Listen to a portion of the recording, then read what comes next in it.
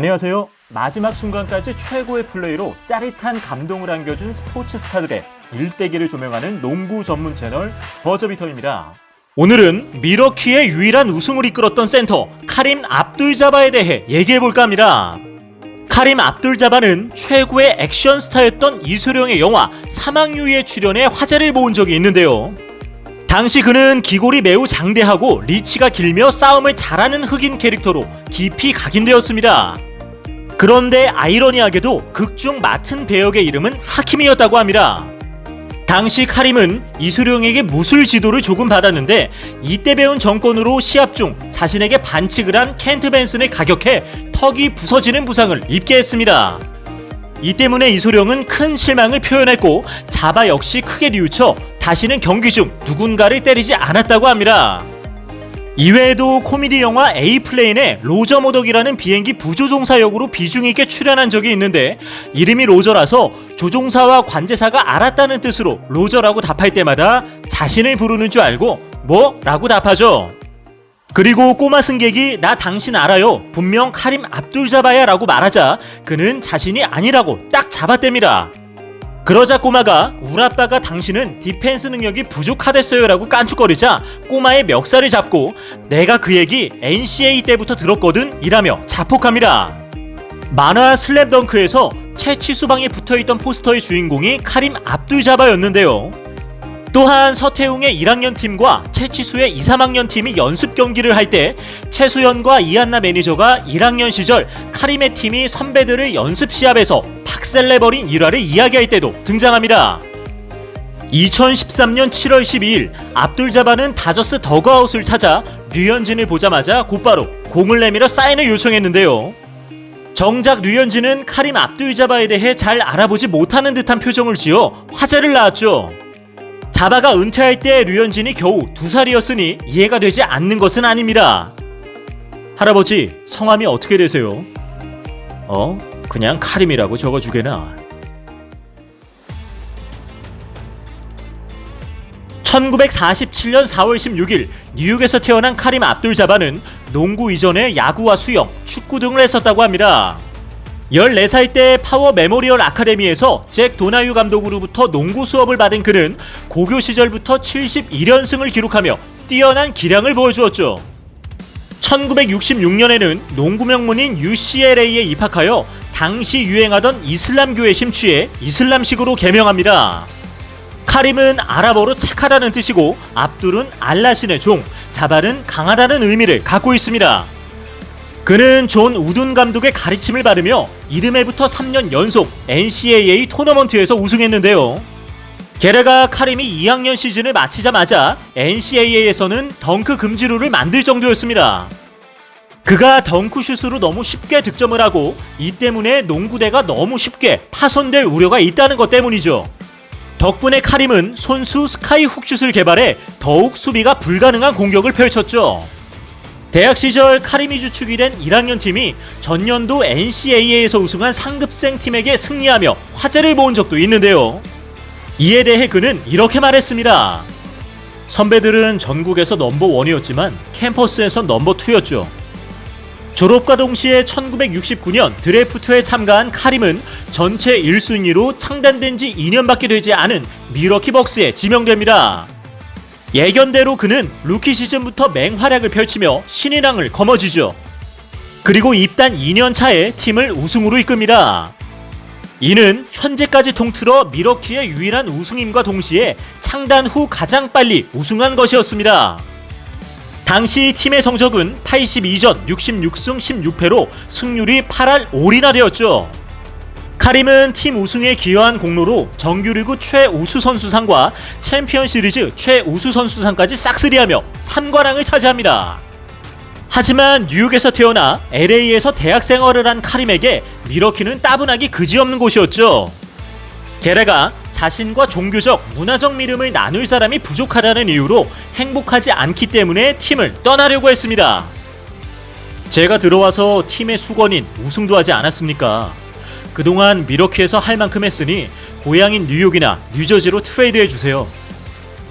1975년 결국 LA 레이커스로 이적한 카림은 블록과 리바운드로 각종 상을 받으며 특급 센터로서의 체면을 유지했습니다. 그런데 1980년 매직 존슨과 제임스 워리가 팀에 영입된 후 되살아나기 시작하죠. 매직이 팀의 리더 역할을 받은 후에도 그는 안정감 있는 플레이로 38세까지 평균 20득점에 야투율 50% 후반대를 유지했습니다. 존슨과 카림이 함께한 레이커스는 82년, 85년, 87년, 88년 4차례나 NBA 정상에 올랐습니다. 밀워키 시절까지 합하면 통산 5번의 NBA 우승을 한 것이죠. 게다가 정규 시즌 최우수 선수상 또한 6차례나 차지했고 올스타전에도 18회나 출전했죠. 카림은 20년 동안 선수 생활을 하며 무려 1560경기에 출전해 평균 25득점을 기록했고 총 출전 시간은 57,466분에 달했습니다. 게다가 카림이 활약할 당시에는 3점 슛이 없었기 때문에 모두 2점짜리 필드골로만 기록됐죠.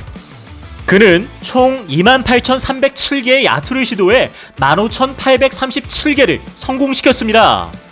나머지 6,173점은 프리드로우를 활용한 것이었죠. 만약 현대농구에서와 같이 3점 슛이 인정되었다면 통산 득점이 38,387점이 아닌 4만 점을 넘겼을 것이라는 관측이 지배적입니다. 그가 NBA 통산 득점 1위에 오를 수 있었던 것은 전매 특허인 스카이 훅슛 때문인데요. 이는 타점이 굉장히 높고 깊은 데다 슛 범위가 넓어 도저히 막을래야 막을 수 없는 신기에 가까웠습니다. 본래 훅슛은 골대 바로 아래서 포스트업을 하다가 한 손으로 대충 던져 넣는 것인데요. 이 때문에 빅맨들이 주로 사용하던 필수 무기였죠. 하지만 카림의 스카이 훅슛은 말 그대로 웬만한 중거리 슛과 같은 거리에서 던져 공중에서 포물선을 그려 빨려 들어가기 때문에 이를 막기 위해서는 공이 릴리즈 되기 전에 뒤쪽에서 쳐내야 하죠. 물론 NBA에서 그의 훅슛을 막은 선수가 전혀 없는 것은 아니었는데요. 윌트 체인벌린이 2차례나 막았고 디트로이트 시절의 데니스 로드맨 역시 가끔 블록을 한 적이 있습니다. 카림의 스카이 훅슛이 아주 유용하기 때문에 최근까지 30년간 많은 선수들이 연습을 시도했는데요. 실제로 카림이 여러 센터들에게 스카이 훅 기술을 전수하기 위해 교습을 다니기로 했지만 실전에서 써먹은 선수는 거의 없었습니다. 실전에서 카림과 가장 근접하게 성공시켜본 선수는 그의 동료였던 매직 존슨이 유일했죠. 87년 파이널 4차전에서 매직은 중거리 훅슛으로 결승골을 터뜨렸습니다. NBA 게시판에서도 신입들이 간간히 왜 스카이 훅슛을 사용하는 선수가 없는지 물어본다고 하는데요. 이때마다 이처럼 답변이 달린다고 합니다. 스카이 훅 저거 킹 왕짱인데 왜 써먹는 선수가 없음? 안 하는 게 아니라 못하는 거다. 궁금하면 네가 한번 시도해 보던가. 42세가 되던 89년을 끝으로 은퇴한 카림은 NBA 팬서비스의 일환으로 2차례나 최고의 센터 자리를 놓고 이벤트를 벌인 적이 있는데요. 첫 번째는 패트릭 유인과 1대1 농구 경기를 벌여 카림이 40대 9로 이겼습니다. 두 번째는 에이즈 예방기금을 모으기 위해 줄리어스 어빙과 20분간 1대1 농구 대결을 벌여 41대 23으로 승리한 적도 있습니다. 그가 벌인 대부분의 사업은 빈민 구호나 기부였기 때문에 애초부터 성공할 수 없는 일이었는데요. 그래서 대부분 적자가 날 수밖에 없었다고 합니다. 그는 스카이훅이라는 이름의 자선재단을 만들어 빈민가의 아이들에게 캠프를 보내 과학, 공학, 수학 등을 가르쳤는데요. 카림은 재단 운영 자금을 마련하기 위해 심지어 현역 시절 사용하던 트레이드 마크인 고글과 자신의 삶에 있어 최고의 영예라 할 수 있는 우승 반지와 트로피까지 경매로 내놓았습니다. 또한 그는 경매에 무려 234개의 물품을 내놓았는데 은퇴 후 수여된 명판 9개를 제외한 대부분이 팔렸으며 총 수익은 33억 원이라고 밝혔습니다.